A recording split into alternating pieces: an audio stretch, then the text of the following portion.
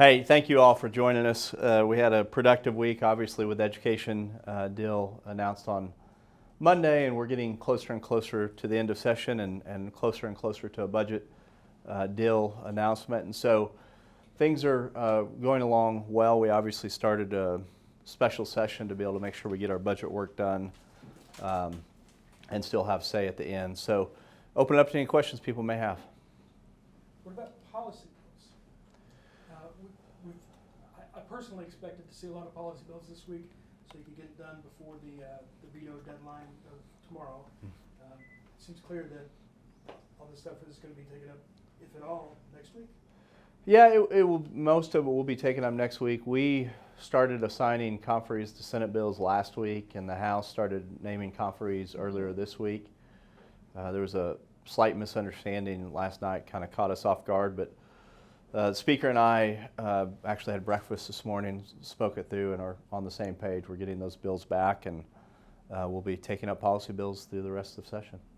What about, there's a couple of high-profile bills that people are calling for veto overrides on. Tribal regalia is one, because there's now a lawsuit out of Broken Arrow area over that issue, and also OETA.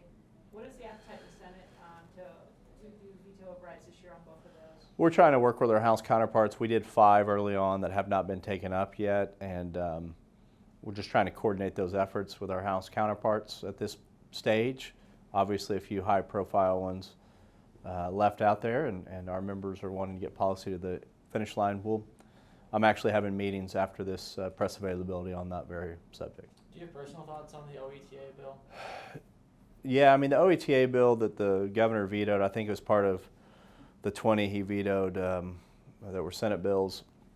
I think it was separate. It was a He gave House bill. It was unrelated to the It was. Hey, thank He you. just really didn't like that one.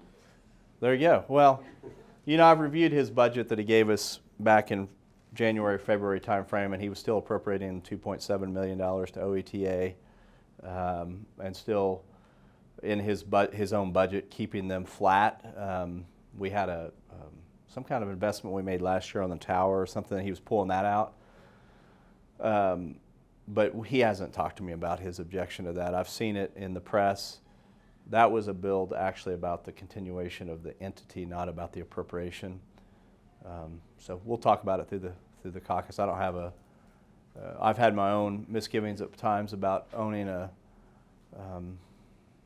something that's in competition with the private sector, but I also know that license, that FCC license, is important, and his veto doesn't line up with what he said he wanted in the budget at the beginning of session. So, Would you like to see all of the vetoes overridden, or is it you know, going to be more tactical than that, I guess? me personally, if the bills passed through the legislature and went through the process, I obviously want to support my colleagues. However, we'll be more strategic, I believe, in our approach. You mentioned the OETA bill that got vetoed is mostly on the licensing side. Do your budget negotiators have any kind of markers for putting that in the budget for this year, for the actual funding side of it? You know, You're not going to zero it out, right? I don't believe there's a plan to zero it out, no, sir.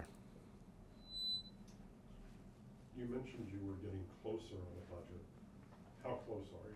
Well, you know, Sonny dies around the corner, and so I used to have a pastor that said he didn't know when Jesus was going to return, but we're a day closer. I don't know when the budget's going to come, but we're a day closer. In terms of budget negotiations, what's the appetite for tax cuts now, seeing how much education is going to cost? Yeah, we've always, as a Senate, held that we need to be able to afford anything long-term, and tax cuts that have been proposed heretofore don't line up with that of sustainability. We'll entertain anything that people send our way, but we've been for tax reform and trying to make Oklahoma a better place to invest, create jobs, and have an income here, but we have not seen a package on that yet. Are there any priorities in terms of personal income or grocery? Is there one that you think would be more palatable? Well, you know, we spent a lot on education, and I'm glad that we did. We made some historic investments in teachers and parents' ability to take their kids where they needed to go for the best education needs. We've got to make sure the budget is balanced, not just this year, but sustainable long term. And so we're not entertaining those tax cuts right now. There's a bill on the governor's desk that is House Bill 2153. A lot of people are saying that it's a rollback of State Question 780, which was a criminal justice reform proposition, and it passed through the Senate. You voted for it. Do you see it as something that is a rollback of 780, which was, vote by the people of Oklahoma? You know, the people of Oklahoma did it through a statutory change. We can go in and modify that as the powers granted to us in the Constitution. I'm not familiar exactly which one 2153 was in the whole scheme of things, so if you give me more context, I can be. So by the fourth conviction of Oh. drug possession, it would be at least a year in prison, and it would be a felony. Yeah, no, I voted for it just because I think by the fourth time, I'm still very much for criminal justice reform. I've continually been that way. I think locking people up who need drug treatment and or mental health treatment is the wrong way to go, but if we can't get your attention on that fourth time of actually being arrested and convicted, there's a problem. There's a few bills that dealt with criminal justice reform and felony classification. One just got vetoed because the governor feared that it would interfere with the ongoing effort to reclassify felonies in the state. Do you have any fear that there's bills that do that, or is the process just going along fine? I favor, just generically speaking, a complete reclassification. One of the things we found when we're trying to do criminal justice reform, it's just been so piecemeal that there's no uniformity to our penalties. And so I do share a desire to have a global look at it. As far as that bill in particular, I'm not familiar with what you're talking about on his veto message. Where does that effort stand, the reclassification? I know a lot of people were hoping it was going to come this year. Senator Rader has put a ton of effort into it. He's led the charge on our side. I ran the bill that led to the reclassification legislation and said that we should, and put the task force together. The previous Attorney General at times I think was dragging his feet on getting that reclassification done. They kept kicking the ball down the road, so I was dissatisfied with that.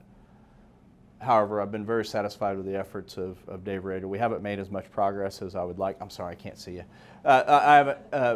We haven't made as much progress as I'd like, but we're going to continue to try to go to that end.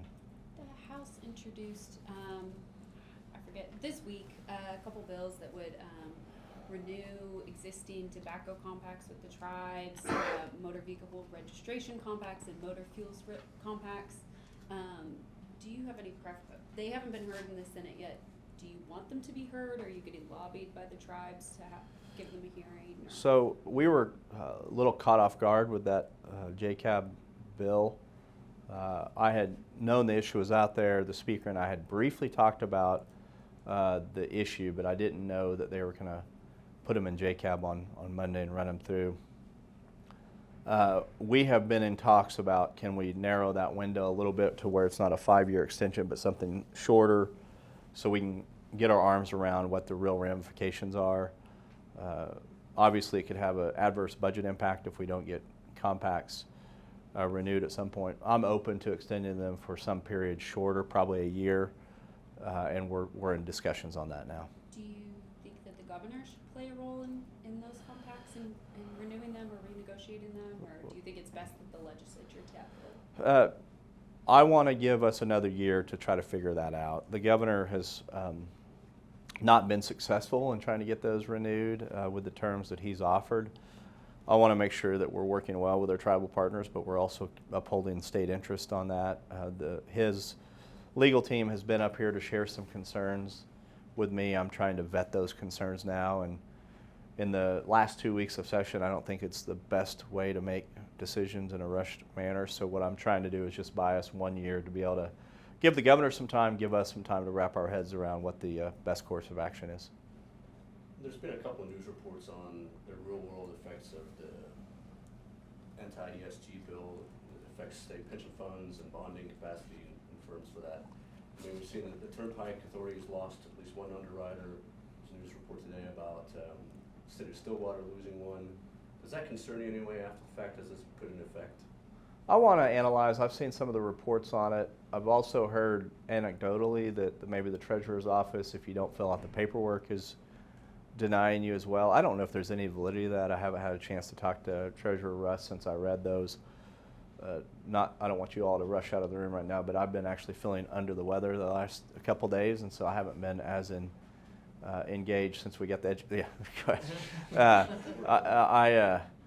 so I'm not. I've read those, but I haven't had a chance to discuss those with Treasurer Russ to see his side of the story yet. Do you think you're gonna meet on Saturday? No. No. You all are welcome to be up here, but no, we'll meet tomorrow, and we anticipate meeting next Friday, but we will not be here on Saturday. Will tomorrow be a long day? Be 24 hours like the rest of them. No, I don't anticipate it being a super long legislative day. I do think we'll have some action on JCAB. I think we'll have gavel in and out of special. I see us probably taking up some ARPA projects as well. So there will be some members that will be here longer than others, but it won't be we won't be here till midnight or anything. I saw someone kind of do an analyzation of specific deadlines and stuff. So if you want the budget, if you want to be out of the building by May 26th for everything, except for maybe coming back in special session, would that mean the budget bills have to be out of JCAB by Tuesday? No, because we're putting the budget in the special session. I saw some direct calendar. Oh, you're talking about Tuesday of next. Okay, I thought I'm sorry. Again, I'm a little out of it from the.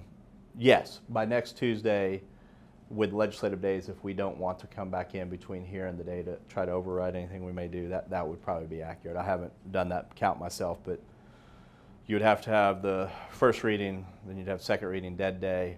Yes, that would probably work out. Aside from the budget and the education package you guys are still running in the ARPA funding, what do you think is the biggest issue left facing the legislature needs to be resolved in the final week?